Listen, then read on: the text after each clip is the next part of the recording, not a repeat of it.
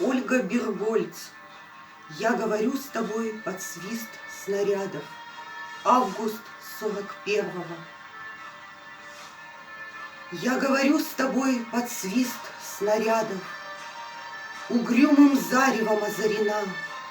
Я говорю с тобой из Ленинграда. Страна моя, печальная страна. Кронштадтский злой неукротимый ветер в мое лицо закинутое бьет. В бомбоубежище уснули дети. Ночная стража стала у ворот.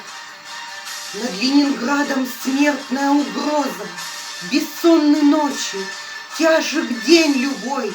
Но мы забыли, что такое слезы, что называлось страхом и мольбой.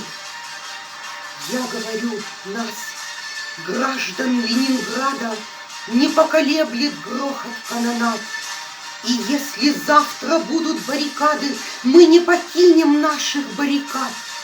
И женщины с бойцами встанут рядом, и дети нам патроны поднесут, и над всеми нами зацветут старинные знамена Петрограда. Руками сжав обугленное сердце, такое обещание даю.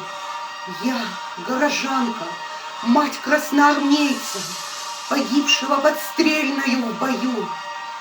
Мы будем драться с беззаветной силой. Мы одолеем бешеных зверей.